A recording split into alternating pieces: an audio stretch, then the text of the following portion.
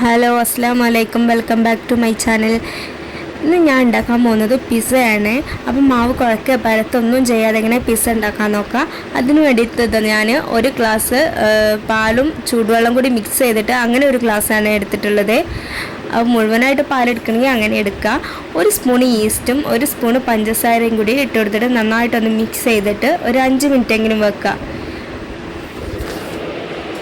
അതിലേക്ക് 1.5 ഗ്ലാസ് മൈദയും 1/2 ഗ്ലാസ് റവയും ആവശ്യത്തിന് ഉപ്പും പിന്നെ 1 സ്പൂണ് ഓയിലും കൂടി വെച്ചിട്ട് നന്നായിട്ടൊന്ന് മിക്സ് ചെയ്തെടുക്കാം.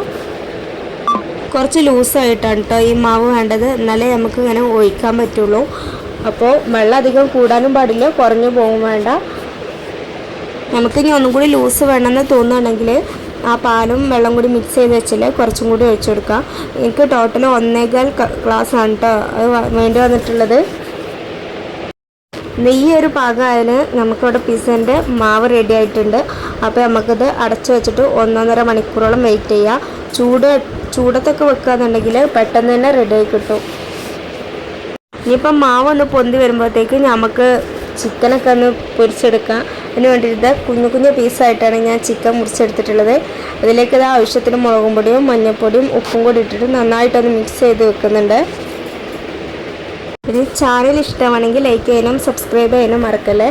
അതിന് ചിക്കൻ ഇത് നന്നായിട്ടൊന്ന് മിക്സ് ചെയ്ത് വെച്ചിട്ടുണ്ട്. ഇനി നമുക്ക് ചൂടായ എണ്ണയിലിട്ടൊന്ന് പൊരിച്ചെടുക്കാം.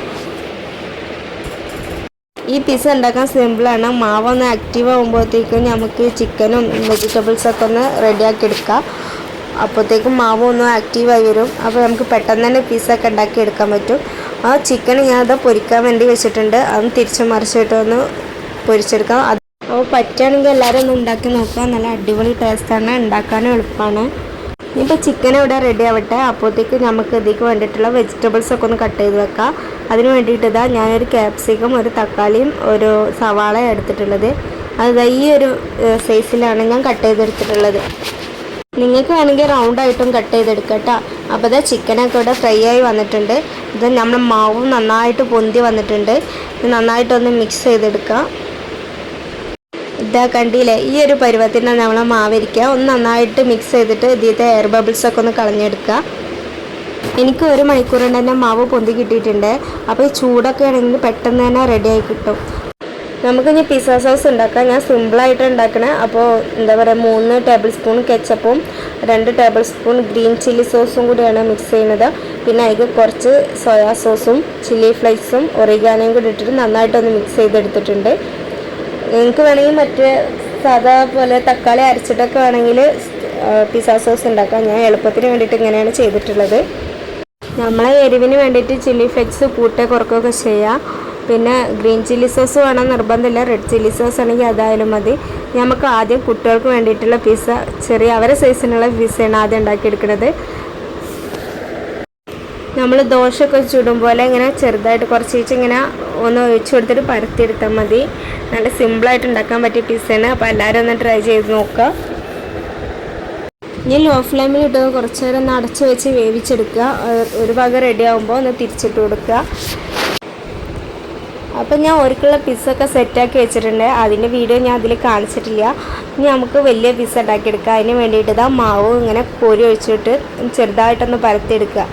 അധികം പരത്തിയെടുക്കേണ്ട, കുറച്ചൊരു തിക്കായിട്ട് പരത്തിയെടുക്കുക. എന്നിട്ട് നമുക്കൊന്ന് അടച്ച് വെച്ചിട്ട് ഒന്ന് വേവിച്ചെടുക്കുക. തീ ലോ ഫ്ലെയിമിൽ വെച്ചിട്ട് വേണം കേട്ടോ വേവിച്ചെടുക്കാൻ, അല്ലെങ്കിൽ അടി കരിഞ്ഞു പോവും.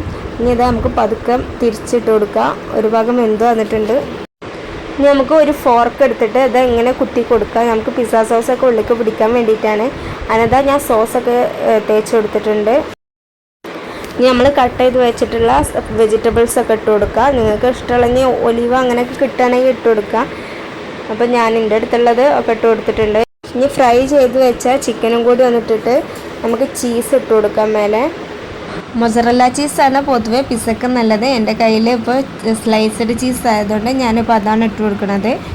അപ്പോൾ നമുക്ക് അത്യാവശ്യം ക്വാണ്ടിറ്റി തന്നെ ഇട്ട് കൊടുക്കാം. ഞാനിങ്ങനെ ചെറിയ ചെറിയ പീസാക്കിയിട്ടാണ് ഇട്ട് കൊടുക്കുന്നത് എല്ലായിടത്തും എത്താൻ വേണ്ടിയിട്ട്. അതിനകത്ത് ചീസൊക്കെ ഇട്ട് കൊടുത്തിട്ടുണ്ട്. ഇനി അതിൻ്റെ മേലെ നമുക്ക് കുറച്ച് ഒറിഗാനോയും ചില്ലി ഫ്ലേക്സും കൂടി ഒന്ന് ഇട്ട് കൊടുക്കാം. നമ്മളെ എരിക്ക് ആവശ്യത്തിനുള്ള ചില്ലി ഫ്ലേക്സ് നമുക്ക് ഇട്ട് കൊടുക്കാം. ഇതിലിട്ടിക്കണ ഓറിഗാനോ ഞാൻ വീട്ടിലുണ്ടാക്കിയതാണ്. മറ്റേ തുളസിൻ്റെ ഇലയും പനിക്കുറുക്കയും കൂടി ചൂടാക്കിയിട്ട് ഒന്ന് വറുത്ത് പൊടിച്ചെടുത്തതാണ്. അങ്ങനെ അതൊക്കെ റെഡി ആയിട്ടുണ്ട്. ഇനി നമുക്കൊന്ന് അടച്ച് വെച്ചിട്ട് ലോ ഫ്ലെയിമിലിട്ടിട്ട് ഒന്ന് വേവിച്ചെടുക്കാം. ഒരു 5 മിനിറ്റൊക്കെ ആകുമ്പോഴത്തേന് ഇതൊക്കെ വെന്ത് ചീസൊക്കെ ഒന്ന് മെൽറ്റായിട്ടുണ്ടാവും. അപ്പോൾ ഇതാ നമ്മളെ പിസ്സ ഇവിടെ റെഡി ആയിട്ടുണ്ട്. ഇത് നമുക്കിനി വേറൊരു പാത്രത്തിലേക്ക് മാറ്റാം. പൊട്ടിപ്പോവാതെ നോക്കണേ. ഈ ഭയങ്കര സോഫ്റ്റാണ് ഇതിൻ്റെ മാവ് വന്നിട്ട്.